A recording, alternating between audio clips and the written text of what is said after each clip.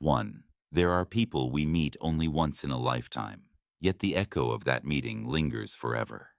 This is a story about those who once loved deeply, and for a time thought they had forgotten. But true love, when quiet enough and lasting enough, always finds its way back. If you believe in late reunions and second chances, and in the words that were never spoken aloud, stay until the very end. Elliot never liked winter. Not because of the snow, but because of that feeling of being stuck those grey days when everything slowed down without warning. His Uber skidded slightly as it turned into Portland International Airport. Snow slid across the windshield like sand in an upside-down hourglass, beautiful but ominous. He checked his watch. 7:16 p.m. His flight to Boston had already been delayed once. He guessed another 30 minutes and everything outside and inside would freeze. Portland was in the middle of its worst cold snap in 20 years, and somehow the cold had also frozen memories Elliot thought he'd buried long ago. His luggage was simple: a beat-up black suitcase, a laptop bag, and a paperback novel he'd just picked up from Powell's Something by Raymond Carver. He wheeled his bag through the crowded terminal under the dull yellow lights. The loudspeaker repeated its announcement. Announcement due to weather conditions. Flight 527 to Boston has been delayed until 9:45 p.m. We apologize for the inconvenience. Elliot sighed and made his way to the waiting area. Most of the seats were taken except a few near the window across from a small coffee shop. He chose one and sat watching the snow turn sideways in the wind through the foggy glass. He pulled out his phone. A few unread emails, a message from a co-worker reminding him about tomorrow morning's meeting. He didn't respond. Instead, he opened his book, but the words didn't register. His thoughts drifted until they stopped cold. A woman walked into the coffee shop. Long brown hair, cream-colored coat, a graceful urgency in her steps. Elliot stared through the window, frozen in place. There was something about her that twisted his chest. Not instant recognition, but a feeling like the scent of cinnamon rolls on a college morning. She turned, pulling down her scarf, setting her phone on the counter, ordering a latte. Elliot stood as if something inside him moved first. He walked toward the cafe, each step slow, like rushing might shatter whatever was happening. She turned as he approached, their eyes locked. Elliot. Her voice cracked, as if she wasn't sure if this was real. Claire. That's all he said. Not a greeting, not confirmation, just her name, enough to crack open every memory at once. They stood there between a line of caffeine-deprived travelers and the distant murmur of airport announcements. Claire's eyes widened, her hand clutching her bag's strap. Elliot gave a small, disbelieving smile. Never thought I'd see you here. Me neither. God, it's been 10 years. 11. They both laughed, then fell silent. She took her latte, glanced around and nodded toward an empty table by the window. Sit for a bit. Elliot nodded. They sat, no words for a while. The familiar now sat between them like fog. Where you headed? Boston, work, you. Eugene family stuff. Elliot nodded. Eugene, the city he once loved entirely because of her. They both glanced outside. The snow had coated the shuttle buses in white. Looks like this storm isn't ending anytime soon. Doesn't seem like it. Claire sipped her latte. Her hands were still cold. He noticed she wore red knit gloves the same color as the scarf he once gave her in their second winter together. You haven't changed much. And you're a vet now, right? Yeah. I live with more cats than people these days. They laughed again, this time softer, like an old melody half remembered. Elliot didn't ask if she was seeing anyone. Claire didn't mention anyone. The air between them buzzed, not loud, but charged, like a song paused on the last note. You still remember that spot at the Eugene station? The window table. Of course. You always claimed it was for watching the trains. But really, you were people watching. Busted. Another pause. This time, neither tried to fill it. Claire set her hand on the table fingers, brushing the sleeve of her cup. Elliot watched her, in her eyes a soft sadness still steady. And in that moment, Elliot realized time doesn't erase feelings. It just files them away in the back drawer of memory, waiting for the wrong storm to blow it open. Do you still keep a journal? Sometimes, mostly drawings now.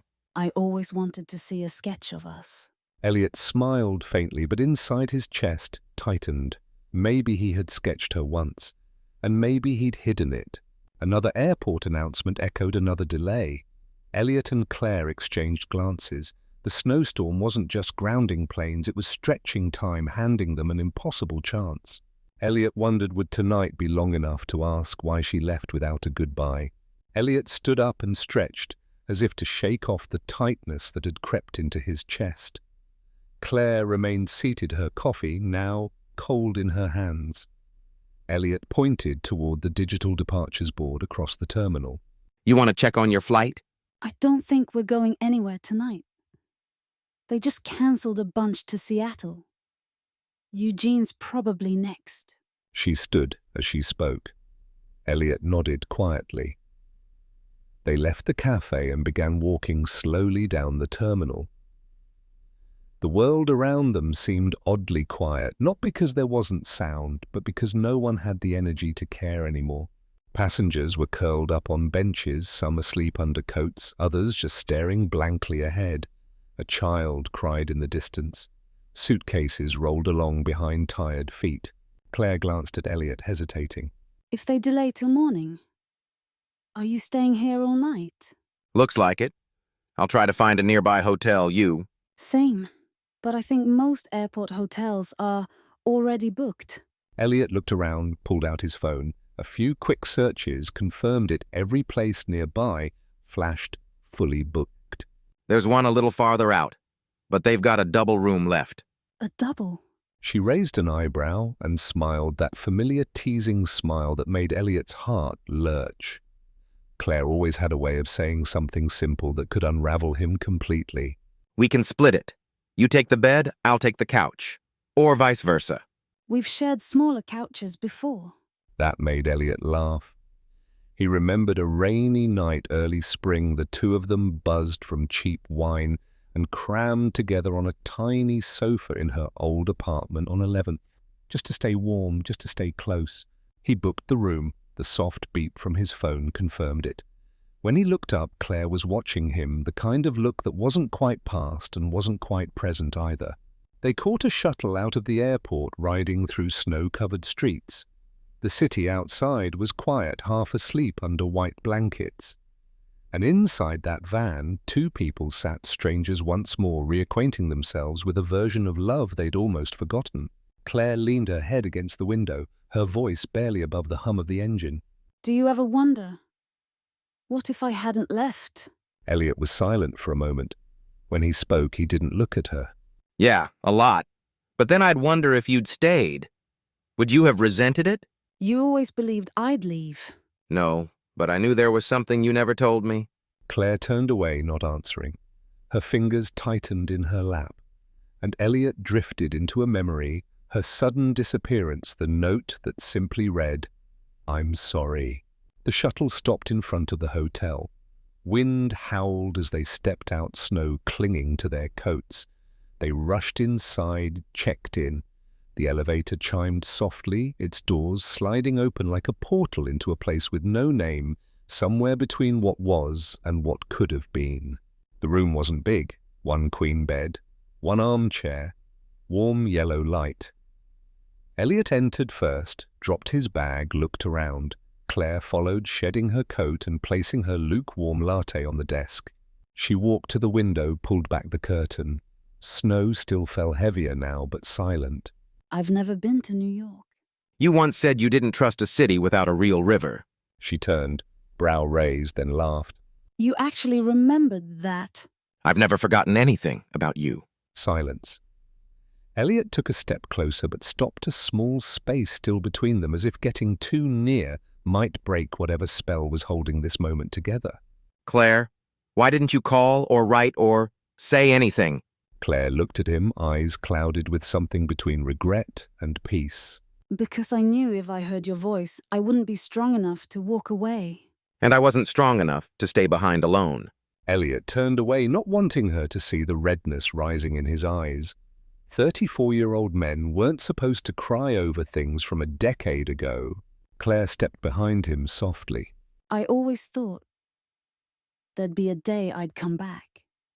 But time, it moves faster than the heart. Elliot nodded. The small hotel room remained quiet.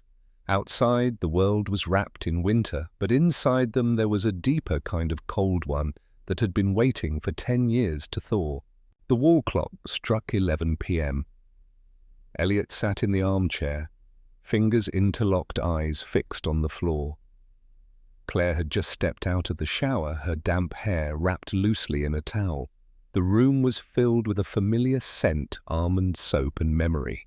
She wore a grey, long-sleeve sweater and soft pajama pants. Not seductive, but to Elliot the sight was enough to reawaken every sense he had managed to silence. Should I grab you a pillow? Yeah, thanks. She placed a pillow on the sofa, then pulled a blanket from the closet. Elliot watched her, his eyes carrying far more words than his lips could offer. You're still wearing that necklace. Claire froze slightly, her fingers brushing her collarbone, a thin silver chain, a tiny key pendant, a birthday gift Elliot had designed back in their sophomore year. I don't wear it because I haven't moved on, Hatta. I wear it because I don't want to forget. Elliot said nothing, just nodded. The room fell into a silence so deep it felt like they could hear the snow landing outside, like it was falling directly into the cracks of their hearts. Claire walked over to the window, gently pulling back the curtain. Snow kept falling thicker now, quieter. I used to dream of waking up in a strange city, rolling over and finding you next to me. Elliot moved closer to her, just a few steps. They stood side by side, looking out the window, not touching, but close enough to feel the weight of what was never said. I used to think, if I ever saw you again, I'd be angry. I'd demand answers, but now I don't have a single complaint. Because you've forgotten it. No, because I understand now. Some people don't leave because they stop loving. They leave because they love too much.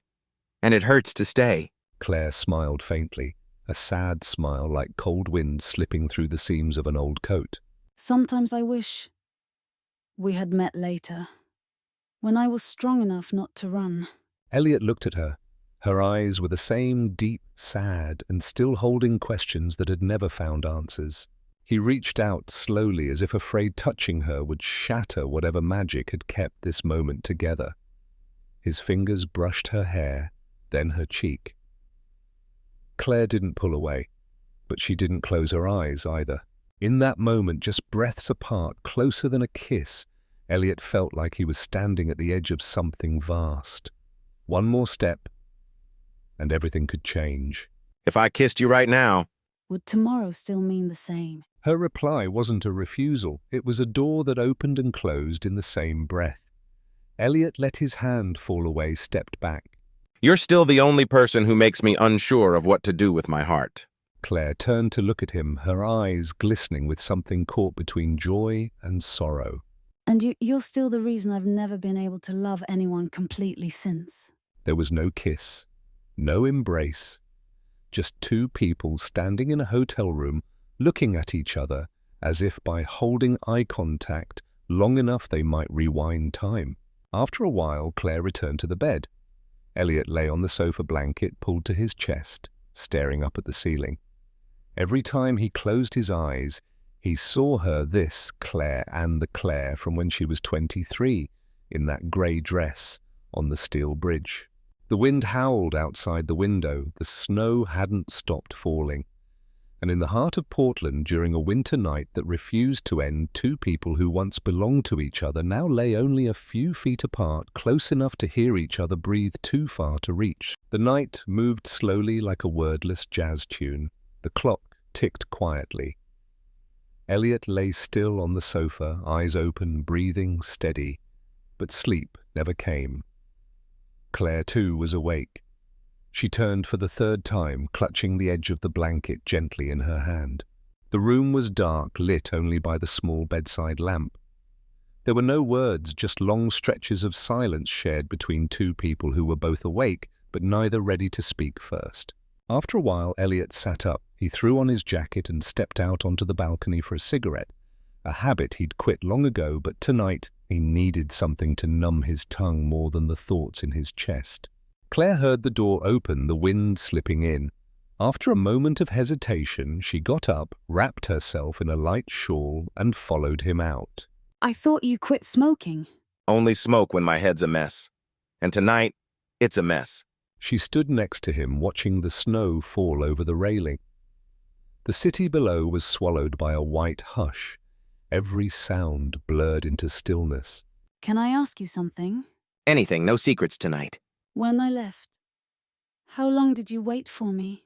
Elliot didn't look at her. His eyes stayed fixed on the distant skyline as if rereading a chapter he never really finished. 3 weeks. Every evening I went to the bus stop at 5:45 right when you'd come back from the clinic. Every day I hoped you'd step off that bus and smile like nothing ever happened. Claire clutched her shawl tighter, tears gathering in her eyes. I stood across the street. I saw you waiting. And then I turned and walked away. Why? Because if I walked up to you, I knew I'd never be able to walk away again. And back then, my mom had just come out of surgery. I was drowning in debt. I had nothing but an unfinished degree. I was scared I'd pull you under with me.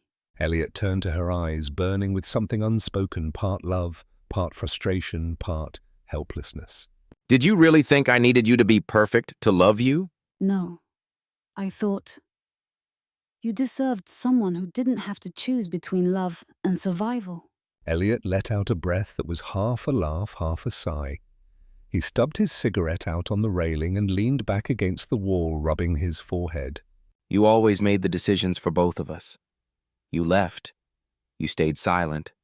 You disappeared. Did you ever once think, maybe I wanted to face all of it with you? I did. But I also knew. If I asked, you'd say yes, even if deep down you weren't sure. Elliot said nothing. The cold wind pushed against their clothes, but neither moved. Words unsaid for 10 years began to slip through the cracks like water through a broken dam. I swear, I never stopped loving you. But love, sometimes it's not enough. Just tell me this tonight. Can you say you never stopped missing me? Claire turned to face him. The wind tangled strands of hair across her lips. Her eyes shimmered. Her hands trembled not from cold, but from truth. I've never stopped missing you. But tomorrow morning we still have to leave. Like delayed flights. We eventually have to take off. Elliot nodded. He wanted to hold her, but his hand only gripped the frozen railing. He wanted to keep her, but knew too well sometimes love means knowing when to let go. They stood there a little longer, then went back inside. No words, no touch. But that night, in a modest room in the middle of a snowstorm, two hearts that once belonged to each other met again, if only for a moment, before going their separate ways once more. Early morning. Pale light seeped through the thick curtains, falling softly onto the carpet and edge of the bed. Claire was still asleep, her face calm, uncannily, so like she hadn't dreamed at all, like last night had never happened. But Elliot had been awake for a while. He sat in the armchair, a cup of coffee from the hallway machine warming his hands. His eyes stared out the fogged-up window. The snow had stopped sometime during the night, and the grey sky carried the weight of something unfinished. He hadn't slept, not because he couldn't, but because he didn't want to. Last night had been too fragile to risk missing even a second. Claire stirred. When she opened her eyes, the first thing she saw was Elliot with his back to her, still as a statue. She didn't call out, just watched him, quietly. The man she once thought she'd grow old with. You're up early. Elliot turned, offering a faint smile. I never slept. Me neither. I just closed my eyes to make the missing hurt a little less. A soft pause settled between them. Elliot set the cup down. The snow's melted. They just updated the flights. I got the alert too. Eugene's at 9:10. Yours? 9:45. Claire sat up gently, pulling the blanket off. Elliot turned away so she could change, not just out of courtesy, but maybe to protect himself from the ache growing in his chest. A few minutes later, they walked out of the room together, the sound of their rolling suitcases echoing through the quiet hallway.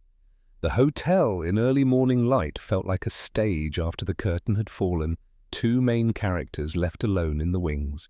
Back at the airport, they walked side by side. No hand-holding, no promises. Claire's flight was called first. I have to go. I know. Claire looked at him as if trying to memorize every line of his face, each new wrinkle by his eyes, the deeper shade in his gaze. She opened her mouth, but only managed one sentence. Thank you. For last night. Elliot nodded, his hand tightening around the handle of his suitcase. I still hope one day you won't have to leave.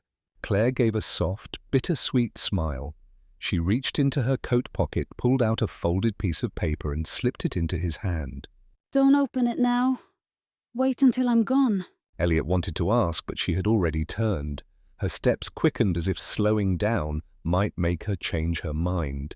He stood still, watching her disappear into the crowd, her cream-colored coat fading behind the columns. And then, no more Claire. Elliot unfolded the paper. Inside, one line, handwritten in blue ink, slightly smudged, as if kissed by a tear. If you still love me, come to Eugene. He clenched the note in his palm as if gripping a heartbeat revived. He didn't know what awaited him in Eugene hope or heartbreak again, but he knew this, whatever once burned in him, still had embers. He returned to his seat in the waiting area, eyes fixed on the flight board. The snow had melted. The runways were clearing. His flight still had half an hour. In his hand, the folded note. In his heart, a door cracked open finally. Eugene, Oregon. September. The morning air carried the scent of damp earth and crisp maple leaves crackling underfoot. The University of Oregon campus glowed in soft golden sunlight scattered with trees just starting to turn red. First-year students wandered through the old brick buildings, eyes wide with dreams they hadn't yet named. Elliot, 22, tall and lean, slung his backpack over one shoulder and hurried past the night library to make it to his first class of the week. His jean jacket was worn at the shoulders, earbuds tangled loosely in his pocket. He looked more like a wandering artist than an architecture student.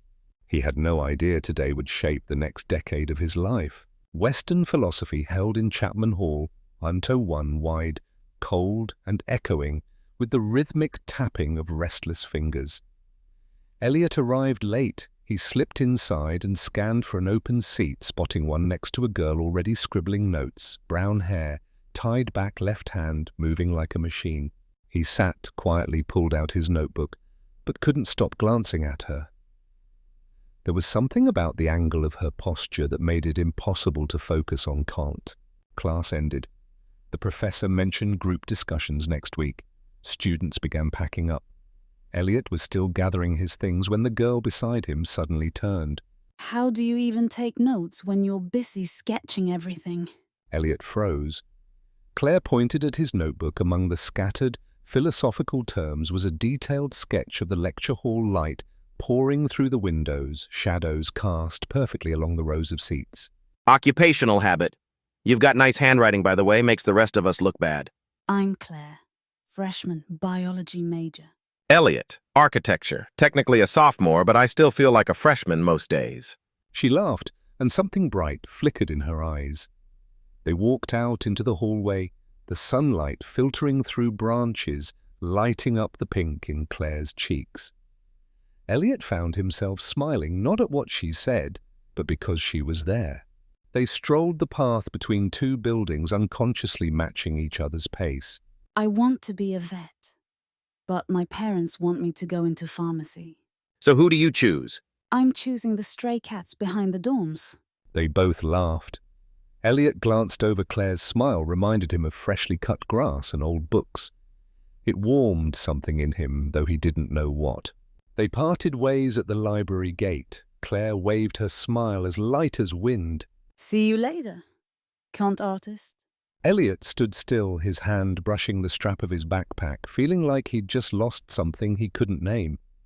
He didn't know her last name, but he knew one thing for sure: he would find a way to see her again.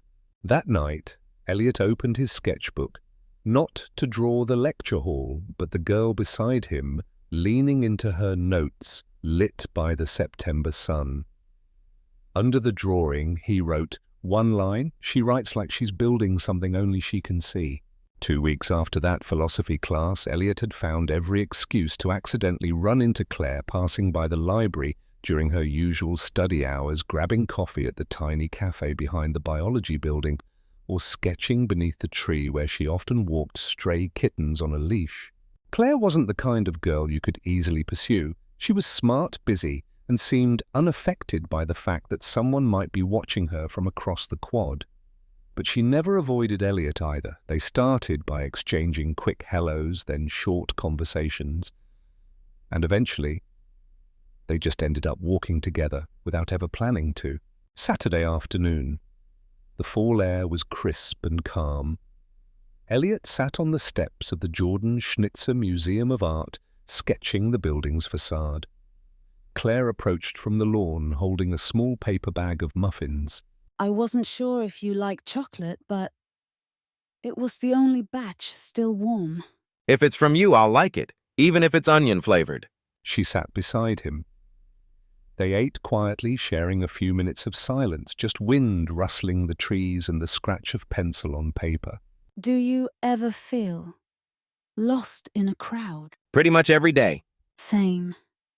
Every time I walk into the lab, it feels like I'm playing someone else's part. Elliot set his pencil down and turned to her. You don't strike me as someone who fakes it. You speak like the world needs to hear you exactly as you are. Maybe because I'm scared no one really does. Her words landed like a confession. Elliot nodded gently, then turned his sketchpad toward her. It was the building, but in the third-floor window he'd drawn a silhouette, someone leaning into the glass hair caught in the wind. Is that me? I'm not entirely sure, but when I drew it, it felt like it was. Claire smiled softly, quietly, like a reflection in glass, catching Elliot in return. If one day I disappear, would you still remember me? Elliot looked at her, straight in the eyes. For the first time, he didn't hesitate or look away. I wouldn't remember. I'd carry you. Claire paused for a beat, then pulled a pen from her lab coat pocket and drew a small spiral in the corner of his sketch, right next to his signature. That's my mark. If you ever draw me again, put it there. As a reminder that I existed in the first one. They sat there under golden sunlight, not lovers, not quite friends, just two lonely souls recognizing each other in a world that didn't belong to either of them. And Elliot felt his heart opening slowly, quietly, with each curve of the spiral Claire had drawn, a path that wasn't straight, but always led to the center. A Wednesday afternoon. The air was cool, the sunlight soft. Elliot sent Claire a message, just 3 words, "Meet me at the bridge." A few minutes later, she showed up wearing a thin, moss-green leather jacket, a hot tea in hand. Steel Bridge sat on the edge of downtown Eugene, stretching over the Willamette River. A quiet place with only the faint sound of distant traffic and the breeze from the river carrying the scent of wet stone and moss. They sat on the low railing near the water's edge, legs dangling above the current. Claire reached into her pocket and pulled out a photo, handing it to Elliot. This is my mum back when she was still healthy. In the photo, a woman with a stern face but gentle eyes, shoulder-length curly hair. She was smiling, holding a black cat in her arms. She's had kidney failure since I was in high school. I chose biology because I wanted to understand what she was going through. But the more I studied, the more helpless I felt.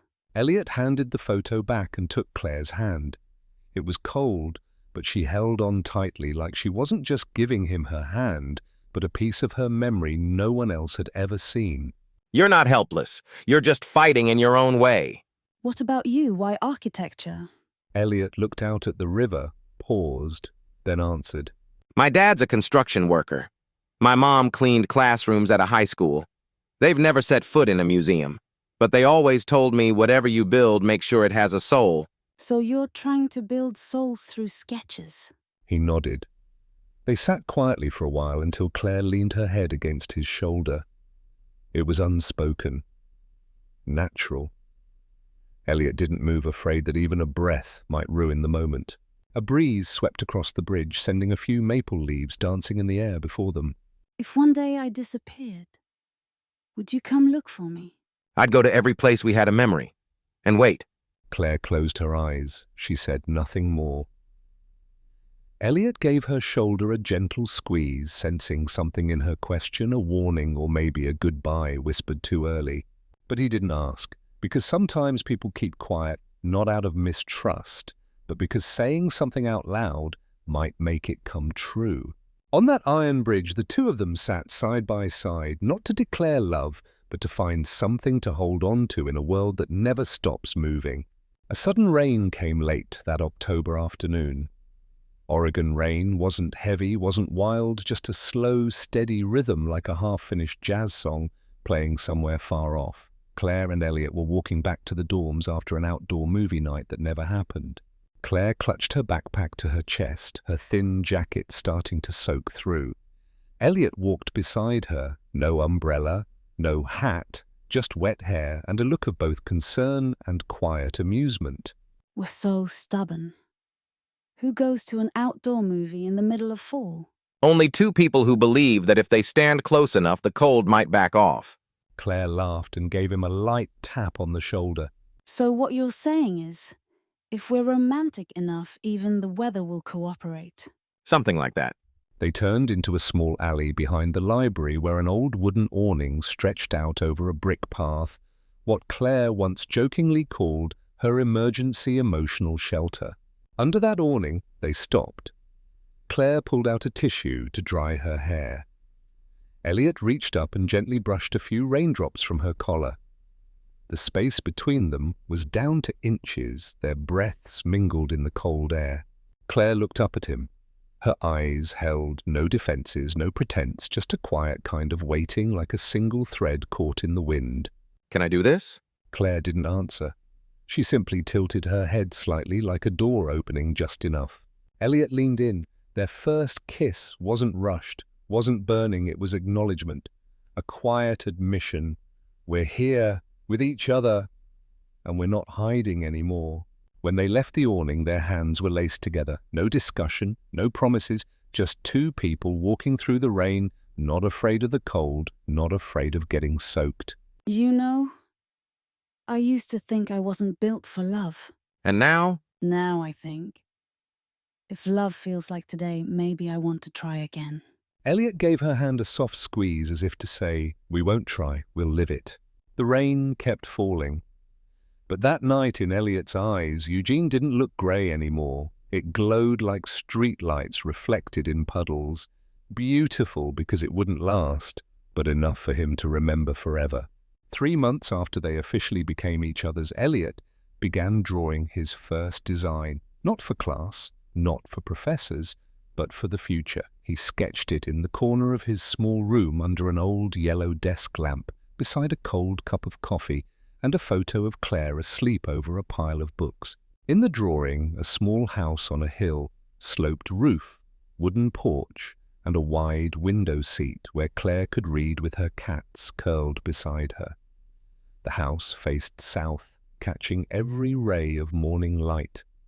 Elliot had measured everything, calculated every angle, every brick, every arch. And in his desk drawer, buried beneath a mess of papers, sat a small moss-green velvet box. Inside it, a silver ring delicately engraved with the shape of a maple leaf, the same kind Claire had once pressed into her notebook during their first fall together. Elliot told no one, he just planned. One afternoon, while Claire was rearranging her bookshelf in her apartment, Elliot arrived with a paper bag.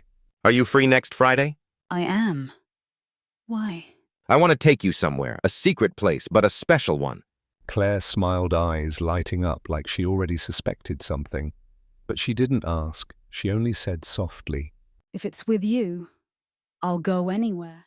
Elliot had planned everything. He would take her to Spencer Butte where they'd camped last summer. There, under the stars and beside a small fire, he would open the ring box. And he wouldn't ask, "Will you marry me?" He'd ask, "Do you want to build this, with me?" But the plan never got the chance to begin, because everything collapsed before it could start. 3 days before the planned day, Claire disappeared. No texts, no calls, her apartment locked, her phone off. Elliot waited at the library, then the steel bridge, then outside her lecture halls. A week later, Claire left a note in his dorm mailbox. "I'm sorry. I have to go. Don't look for me. I just hope you'll live better without me." Elliot didn't understand. He searched Claire's best friend's place, the clinic where she interned. No one knew. No one had seen her. It was as if Claire had vanished from the city. And Elliot's design, the small house on the hill, would remain forever uninhabited. He folded the drawing and tucked it into the deepest drawer of his desk. The moss-green velvet box he placed in his suitcase, carrying it with him for years afterward, like evidence of a life once drawn in love but ended in silence. Elliot stepped into the hotel room first, placing his suitcase beside the wooden wardrobe, then paused to take in the space. It was warm, inviting, but too quiet. The yellow lamp cast a soft glow across the dark, earth-toned carpet, like a thin layer of winter fog settling over distant memories. Claire followed, gently closing the door behind her. The click echoed oddly sharp, as if the whole room had been holding its breath, waiting for one of them to speak. Neither did. Elliot removed his coat and hung it up. Claire carefully folded her scarf and gloves onto the table. Every movement was deliberate, as if moving too fast might cause them to collide, not physically but emotionally in ways they weren't ready for. Elliot turned on the kettle, poured 2 cups of tea. He handed one to Claire and sat down in the armchair by the window. Herbal tea, right? Same as always. Claire nodded slightly, her gaze fixed on the fogged-up glass. You still remember details like that? I remember everything except why you left. Claire said nothing. She sipped her tea, set it down, then pulled a chair across from Elliot. Not too close, but close enough to meet his eyes. I wrote an explanation, but I never sent it. Because you knew I wouldn't accept it. Because I knew if I sent it, I'd come back. And at that point, I had nothing left to give that could make you stay. Elliot leaned back in his chair. His eyes held a deep, quiet exhaustion. You know I kept the ring all these years? I figured. But I didn't keep myself the same. I stopped drawing the things you used to love. I couldn't bear remembering the way your eyes looked in the sun. Do you regret it? Loving me? Elliot paused. 10 years ago, that question might have broken him. But now, in the quiet of a hotel room where there was nowhere left to run, he answered without hesitation. No, the only thing I regret is not holding on to you, no matter the cost. Claire bit her lip. She leaned forward and pulled something small from her coat pocket, a silver key. The old necklace. Worn now, scratched from time. I've worn it all this time. Not because I was hoping to see you again, but because I couldn't bring myself to throw it away. Elliot looked at it like he was staring into a mirror of his own youth. I used to think, if we ever met again, I'd only ask you one thing. Are you happy? And if I said no? Then I'd take you away, tonight, wherever you wanted. Claire lowered her head. One tear fell onto her hand, not from sorrow but from relief. A burden finally lifted after years of silence. They sat like that in the warm light of an unfamiliar hotel room, hearts quietly reaching toward a memory that had never truly faded. No more explanations were needed. Everything was already there in their eyes, in their hands, and in the kind of silence that echoes only between two hearts, still beating for each other. 10 p.m.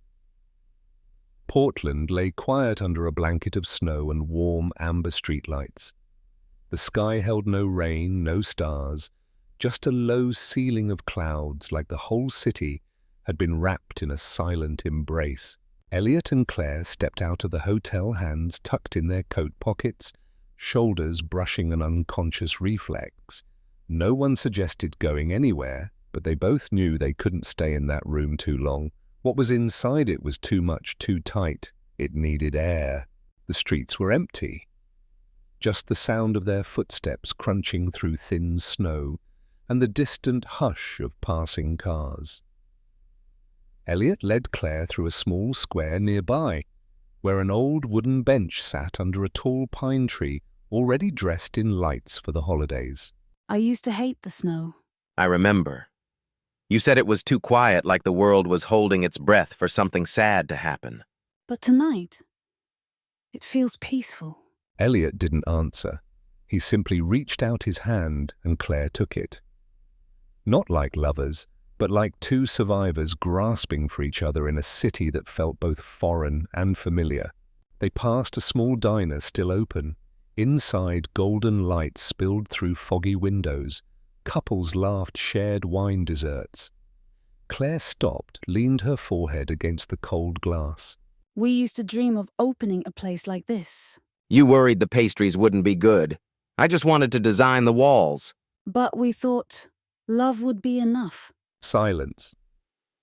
What once felt like dreams now hovered like ghosts, unreachable, untouchable. Claire turned away from the window, looked back at Elliot. Did you ever love anyone? After me? Elliot exhaled, gaze dropping to the long stretch of road ahead.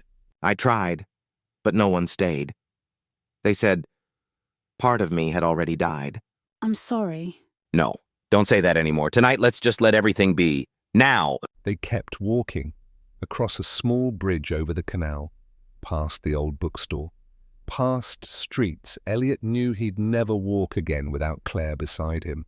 When the snow began to fall again, soft and silent, like a sigh, Claire turned to him, her eyes glowing with a light Elliot had only seen once before the night they first kissed, under that old wooden awning.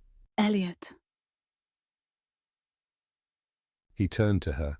If I told you I never stopped loving you, would it still matter? Elliot took her by the shoulders, looked straight into her eyes like he was trying to read every truth that had been buried for years. To me, that's the only thing that was ever real. Everything else was just a side chapter in a story that never finished. Claire blinked but didn't speak.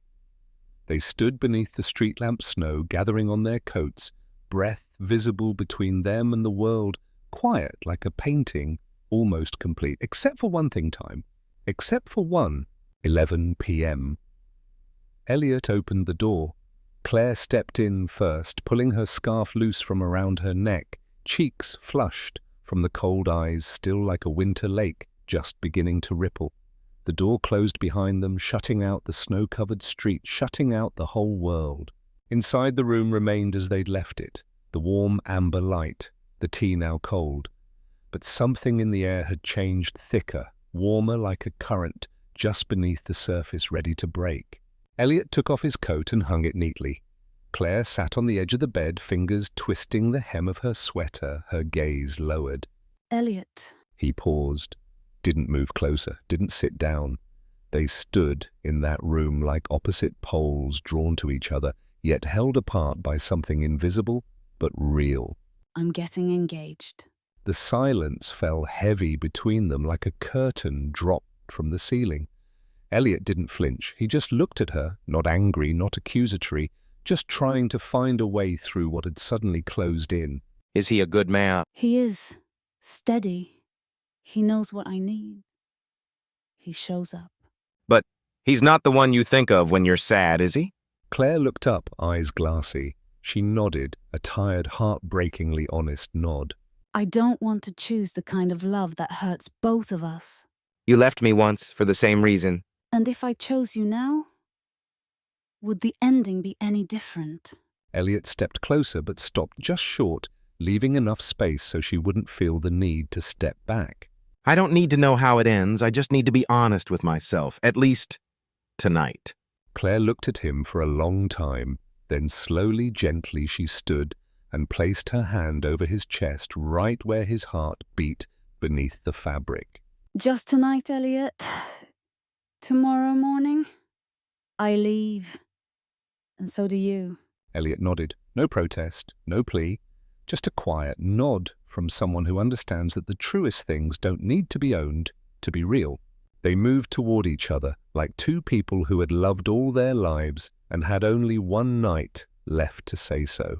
No words, no noise, no rush. Only two hands tightly held, a kiss that lingered like an embrace, and a night lived somewhere between what was broken and what still burned, not to forget but to remember forever. 6:14 a.m. The first light of day slipped through the curtain's edge, landing gently on the white sheets and the folds of a rumpled blanket. Claire was the first to wake.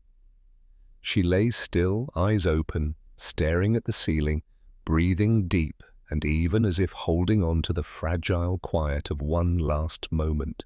Elliot was still asleep, one arm draped across her, the other curled near his chest. The morning light touched his face, highlighting the fine lines around his eyes, traces of a man who'd lived with loneliness longer than he ever talked about. Claire turned slowly, untangling herself from his arm without waking him. She slipped on her robe, walked over to the window. Below, the city was beginning to stir. A few cars passed. Snow on the rooftops had started to melt into rivulets running down the shingles. She leaned her forehead against the glass, eyes closed. Thank you for reminding me what it feels like to be myself. A soft sound behind her. Elliot was awake. He sat up, resting against the headboard, his eyes still clouded with sleep but fully aware. You're up earlier than I thought. Claire turned and smiled. I was afraid if I slept any longer, I wouldn't be able to get up at all. Elliot nodded. He knew that feeling, the kind you get when you wake from a beautiful dream knowing what it'll cost to let go. Your flight. 9:10. Elliot got out of bed, pulled on a shirt, poured 2 glasses of water. They sat side by side on the edge of the bed, sipping slowly. No goodbyes were spoken. None were needed. Claire stood, went to the bathroom. The sound of running water, a towel, the zip of a suitcase. It all happened quietly, naturally, like a morning between two people who had lived together for years, except this morning had no tomorrow. 7:00 a.m. They left the hotel, rolling their bags out to the shuttle. On the bus, Claire stared out the window, clutching the strap of her purse. She didn't blink. Elliot glanced at her. He wanted to reach for her hand, but he pulled his back. Last night had said it all. This morning was just the letting go. At the airport, they didn't say goodbye.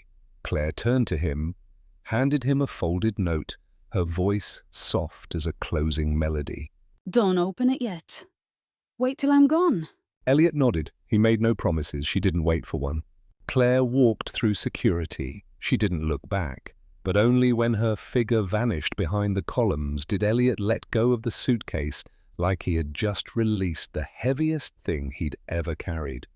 He opened the note. Just one line handwritten in blue ink, slightly smudged, as if touched by a tear. If you still love me, come to Eugene. Elliot sat quietly in the airport lounge, his phone face down on his lap. A Raymond Carver book open to the first page, but not a single word read. Claire's note rested softly in his hand, now creased and worn from the first reading. If you still love me, come to Eugene. Just a single sentence. But to Elliot, it felt like a door swinging open, or maybe a cliff's edge. He had once dreamed of hearing those words, had once believed that if the chance ever came, he'd drop everything and run. But now, with the chance real in his hands, a deeper fear surfaced. What if he went again and lost her again? Would he ever be able to love at all after that? The loudspeaker called the flight to Boston. Elliot looked up at the board, then down at the ticket in his hand, a ticket representing the life he had chosen to live without Claire. Stable, lonely, predictable. He slipped the ticket into his pocket. Still didn't move. The image of Claire walking through airport security kept replaying in his mind like a short film stuck on loop, refusing to let the story continue. Elliot stood and walked to the airport cafe. He ordered a latte just like hers and sat in the exact seat they'd shared the night before. Back when time still felt negotiable. He pulled out his phone, opened the map, searched for flights to Eugene. Nothing. All full. Delays from snow. He checked long-distance bus routes, still available. 2.5 hours, departs in 45 minutes. He looked at his watch, 8:15. He closed his eyes, took a breath, and for the first time in years, chose something that wasn't on his schedule. Elliot left the coffee on the table, grabbed his suitcase, walked out of the airport not looking back, not overthinking, because he knew if he didn't go now, he'd never get a third chance. On the way to the bus station, he opened the note one last time. This time, he folded it carefully, like a love letter from long ago. Eugene, where it all began, and maybe where something could begin again.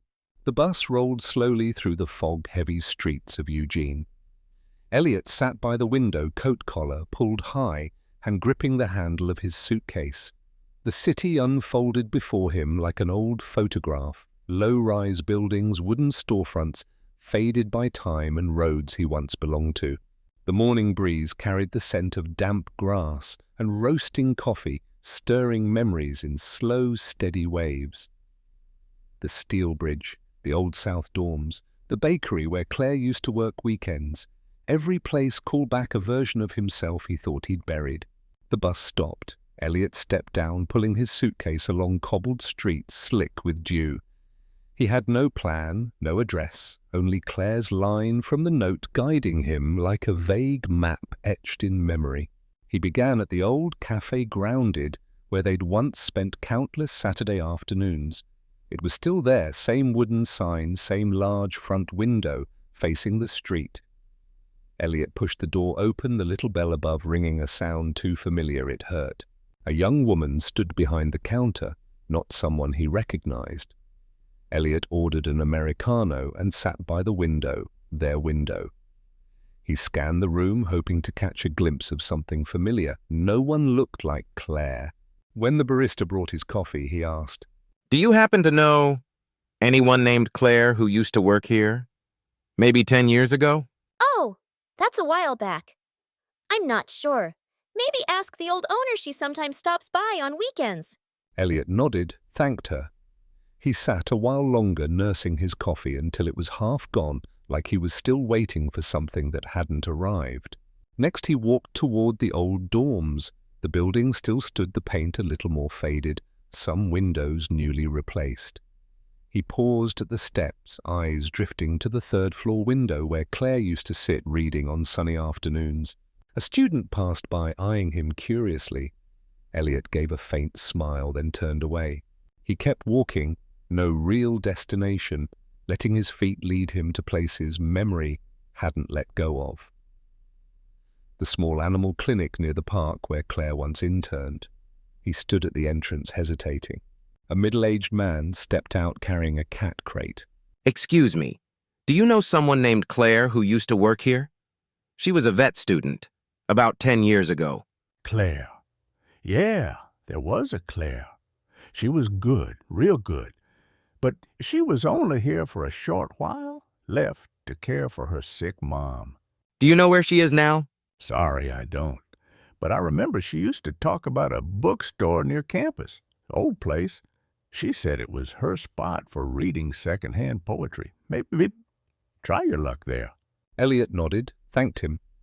The sun had begun to rise higher now, breaking through the fog in beams of soft gold.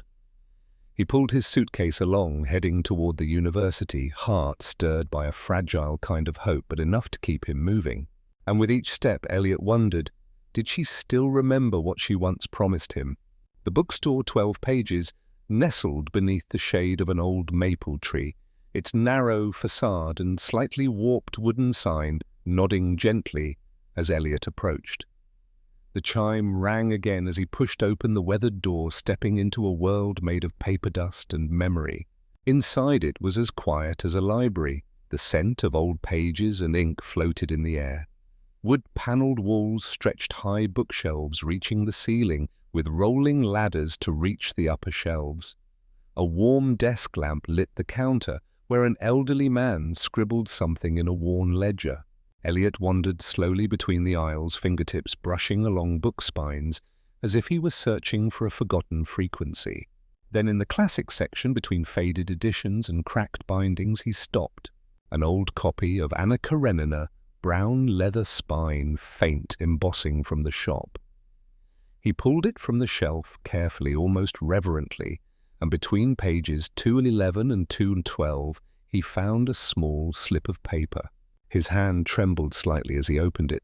Written in that familiar slanted handwriting, the one he'd read 100 times when he loved Claire. You don't need a lifetime to love someone forever, but you need courage to love the same person, dude, even just one last time. Below the words was a small spiral symbol, the one Claire had once drawn on his sketch, a signature between two people who never needed names. Elliot stood still, eyes locked on the note. His heart beat faster, not from surprise, but from confirmation. She'd been here. Not long ago. He brought the book to the counter and placed it gently in front of the shopkeeper.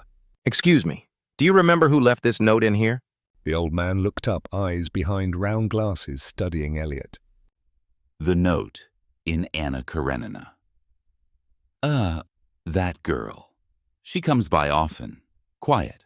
Always chooses the books no one touches. I remember her, she'd leave quotes like this, like she was marking places where a part of her life once lived. Has she been here recently? Last week, Tuesday, heavy rain. She was soaked but still sat all morning in the back, reading like she was afraid she might never read again. Elliot nodded, thanked him, and stepped back into the street, hand gripping the note like he was holding Claire's hand. He didn't know where he would find her, but now he believed she wasn't running. She was leaving breadcrumbs.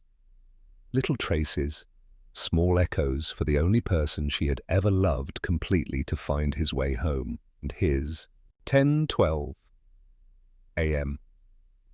The sun was high, but a thick veil of mist still clung to the treetops, turning Eugene into a silver-tinted photograph. Elliot walked from the bookstore through a small park, following a familiar trail towards Steel Bridge. Every step carried its own sound, echoing through memory.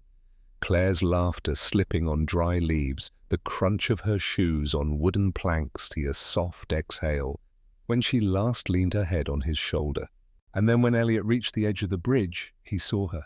Claire stood there, back turned, her brown hair falling gently over her shoulders, cream-colored coat blending into the fog, forming a figure that felt both real and dreamlike. Elliot stopped, his heart tightened, skipping in a rhythm he couldn't control. He didn't call out. He just watched her, the woman he had once loved, as if there were no tomorrow. Claire turned slowly. When their eyes met, Elliot saw no surprise, only recognition. She had known he would come. She had been waiting. You found me. Elliot stepped forward, eyes never leaving hers. Because you left breadcrumbs. Because I wanted you to find me. But I wasn't sure if you'd still be walking this way. So you've been standing here all morning. For 10 years. Her words fell into the cold morning air like a confession delayed too long. Elliot stopped one step away, no rush, no reach. You knew I brought the ring that day. I knew, and I brought my fear. That if I said yes, I'd never be able to leave. And back then, I believed you deserved someone freer than me. The wind swept across the bridge, carrying the scent of river water and morning breath. They stood there between Eugene and a past long buried facing the truth no one had ever really left. I won't ask why you disappeared anymore. I just want to know. If right now, just right now, I told you I still love you, would it change anything? Claire looked at him. Her eyes held no tears, only the kind of stillness that follows a storm, like a lake finally calm. It won't change the past, but it could rewrite the future. Elliot held out his hand slowly. Claire looked at it, then placed hers in his. No kiss, no tears, just two people hand in hand standing on Steel Bridge, the place where one chapter had once closed. And a new one now opened its first line, still unwritten. That afternoon, Eugene had no sun, but it wasn't cold either. Grey clouds blanketed the sky like a soft quilt pulled over a city still half asleep. Elliot and Claire walked along the riverside path, hands still entwined, but neither spoke for the first few minutes. They passed an old bus stop. Claire paused, eyes fixed on the faded train schedule board, its marker lines blurred with age. Elliot looked at her silently. This place. Is this where you waited every day after I left? Elliot nodded, not to blame, just to confirm that yes, he had waited. Every afternoon, 5:45 sharp. You never stepped off, but once I thought I saw you standing right over there, and then you were gone. Claire turned away, hiding the red creeping into her eyes. I was there, but I didn't have the courage to walk over. Not because I didn't want to, but because I knew. If I did, I'd never be able to leave again. Elliot exhaled gently. He didn't ask for more. Some answers only need to be heard once. Not for forgiveness, but for understanding. They kept walking until they reached the old bakery where Claire used to work. New owners now, new sign, the facade freshly painted. Claire pointed through the window. I used to dream of opening a tiny shop one day, selling pastries for stray cats. And ex-lovers, not quite forgotten. Sounds like a plan that's both insane and strangely real. Just like my love for you. They laughed together, and for the first time in years, that laughter wasn't held back by the past. It was easy, light as wind. They stopped at the park, where an old wooden bench sat beneath a fiery red maple tree. Claire sat first. Elliot followed. The wind picked up. A few leaves drifted down and landed gently on their shoulders. Did you ever wonder what we might have been if I'd never left? All the time. I imagined the best versions of us, and the worst ones where I wanted to give up. I did too. I used to wonder if I had stayed. Would I have made you lose something you needed to become? Elliot turned to her, voice low. Claire, I don't know what the future looks like, but I know this. If you had stepped toward me that day, whatever came after, I wouldn't have had to face it alone. Claire looked at him, eyes deep as if holding every wound he'd never spoken aloud. So, what if I step back towards you now? Elliot didn't answer. He simply held out his hand for the second time that day. Claire reached for it, this time not just with her hand, but with everything she still had left in her heart. Afternoon? The sun had softened and the city hushed under a gentle breeze. Elliot and Claire stood in front of a small apartment tucked at the corner of Oak and 11th, the place Claire had lived during her final years in college. Everything looked as if it had been waiting for her return for 10 years. Claire pulled out a ring of old keys, found the right one and turned it. The door opened with a soft click, and Elliot followed her inside.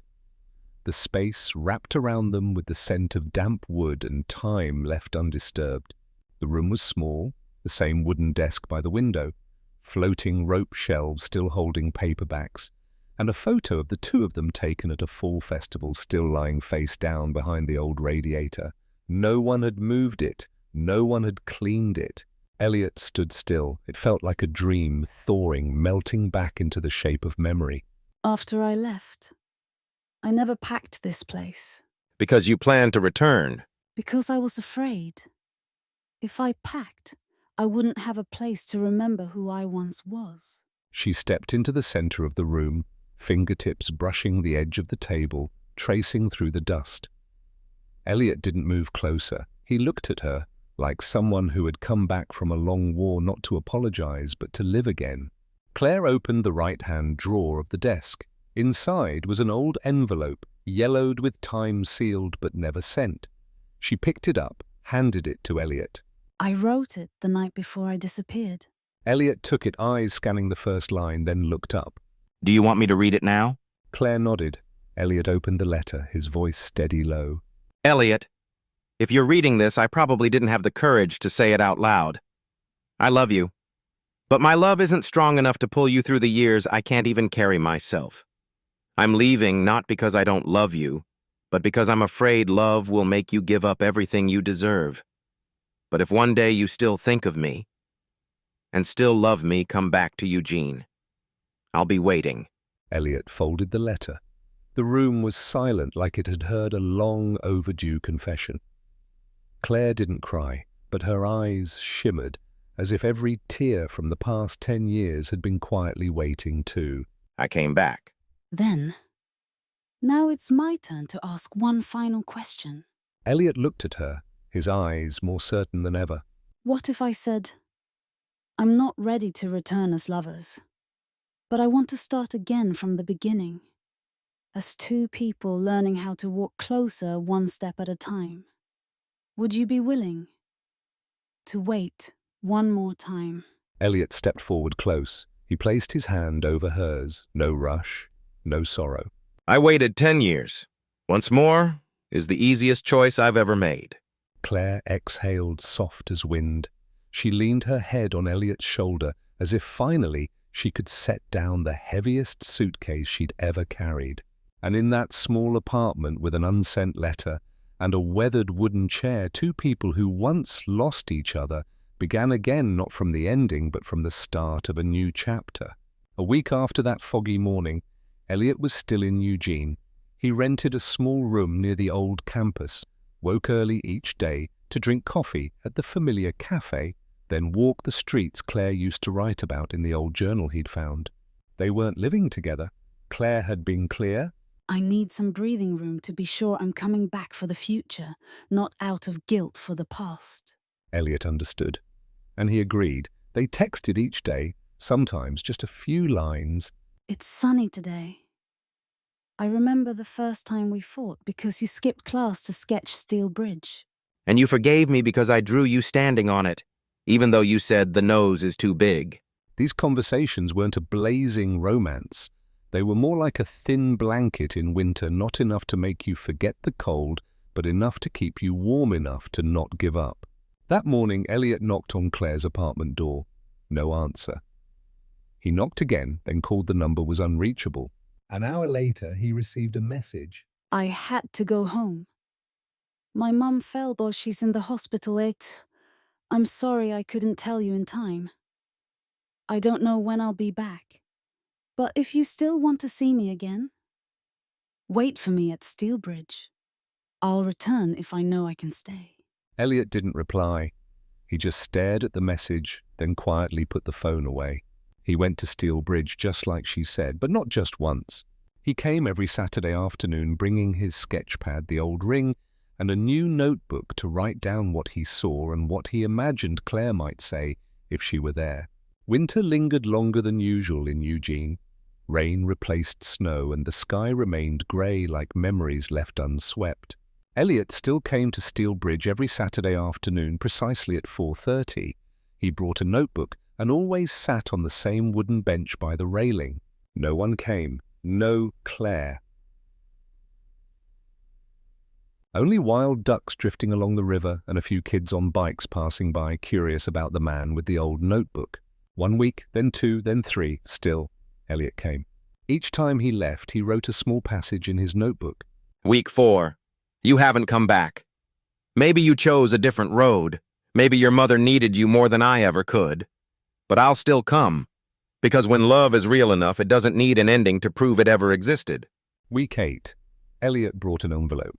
Inside, the old ring he'd kept for years, and a finished sketch of the house on the hill, now complete with Claire drawn, sitting by the window, a book in her hands. He placed the envelope inside an old wooden mailbox by the bridge, broken, unused, long forgotten. But, he wrote on it, Claire, if you come back, you'll know where to look. And then Elliot stopped coming. Not because he had given up, but because he understood. Some goodbyes don't need to be spoken aloud. Sometimes just knowing someone once came into your life is enough. He returned to New York. The notebook stayed with him. Sometimes he kept writing, sometimes he simply stared at the blank pages, imagining Claire was still reading them somewhere. And whenever someone asked, "Have you ever loved someone enough to wait a lifetime?" Elliot would smile and reply, Not a lifetime, just long enough to know I'd never forget. 3 months later, on an early spring afternoon, Elliot returned to Eugene, not for a promise, not for hope, just because work happened to bring him near. He hadn't planned to visit Steel Bridge again, but his feet led him there, as if the city had one last sentence left to say. The wooden bench was still there. So was the old mailbox, its paint now peeling even more. Elliot slowed his pace. He brought nothing this time, no notebook, no letter, no ring, just empty hands and a heart that had learned how to be quiet. As he got closer, something unusual happened. On the bench sat an old book, Anna Karenina brown leather cover spine, worn just like the copy he had once seen at the bookstore. Elliot stepped forward, heartbeat quickening, and opened the first page. Inside a small slip of paper, handwriting slanted, soft, inked in blue. The person who left this book isn't waiting for anyone, only hoping someone will know they once stayed. No signature, no date, no address. But Elliot knew without asking, without proof, it was her. He sat down, placed a hand on the spine of the book eyes, gazing out over the river. After a while he rose, walked across the bridge as if to leave this time for good. But halfway across he stopped.